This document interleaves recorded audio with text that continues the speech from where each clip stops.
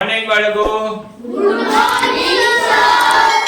વાહ ભાઈ વાહ, આજે તો જાગૃત અવસ્થામાં છે, એકદમ ખુશ ખિલખિલાટ. શું છે કઈ? દાખલા નંબર 5 શું કહેવા માંગે છે ભાઈ? દશાંશનો ઉપયોગ કરી કિલોગ્રામ સ્વરૂપમાં.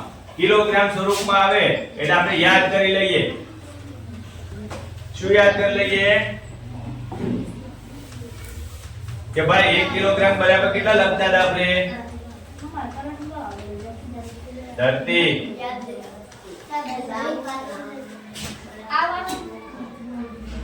શેખર 1000 ગ્રામ. બરોબર. તો 1 ગ્રામ બરાબર શું લખાય ભાઈ? 1 ના છેદમાં 1000 લખાય ને? રેડી? એ યાદ રાખવાનું છે. હવે જો 2 ગ્રામ એટલે 1 ગ્રામ બરાબર 1 ના છેદમાં 1000 હોય તો 2 ગ્રામ બરાબર શું થાય? તો કે 2 ગ્રામ ગુણ્યા 1 ભાગ્યા 1000 એટલે 0 પછી 3 આંકડા આપવા જોઈએ એટલે 0.002 ગ્રામ. અહીંયા બી ગણીએ 100 ગ્રામ આવ્યું. કેટલો આવ્યો? 100 ગ્રામ ભાઈ 1 ગ્રામ બરાબર 1 ભાગ્યા 1000 ગ્રામ થયા હોય તો 100 બરાબર એટલે કે 100 ગુણ્યા 1 ભાગ્યા 1000 તો 0.3 આંકડા થઈ ગયા ને. એના બરાબર 0.1 પણ લખાય. કેટલું લખાય? 0.1. શેમાં ફેરવવાનું છે ભાઈ? કિલોગ્રામમાં. એટલે અહીંયા કિલોગ્રામ લખજો લ્યા. કિલોગ્રામ. શું લખવાનું? કિલોગ્રામ. બરોબર? આગળ જોઈએ. સી 3750 ગ્રામ. હું યાદ રાખવાનું કીધું તું? કયો હાલો, એ લખેલ નથી, મને મોઢે ગયો. ચલો 1 ગ્રામ બરાબર ગાજર 1 ગ્રામ બરાબર 1 ના છેદમાં 1000 કિલોગ્રામ.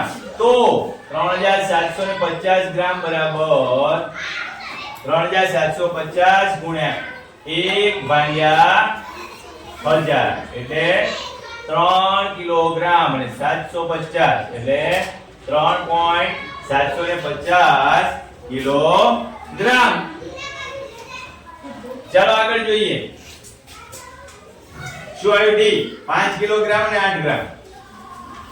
ડી 5 કિલોગ્રામ અને 8 ગ્રામ એટલે 5 તો છે જ કિલોગ્રામમાં ભાઈ. 8 એટલે 8 ગુણ્યા 1 ભાગ્યા 1000 શું લખાય?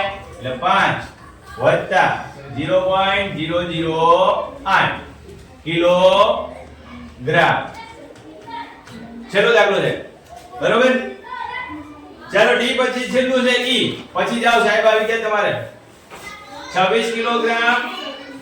ડી પછી ઈ 26 1 મિનિટ કિલોગ્રામ અને 50 ગ્રામ છે. જોઈ લો ખાલી 50 ગ્રામ છે. અવાજ નહીં, એક જ દાખલો છે ભાઈ. 26 એમએમ છે વત્તા 1 ગુણ્યા 50 ભાગ્યા 1000. બરોબર? એટલે કેટલા લખાશે? 26 વત્તા 0.050 બરાબર 26.050 કિલોગ્રામ. બરોબર? આટલા સુધી આપણે રાખીશું.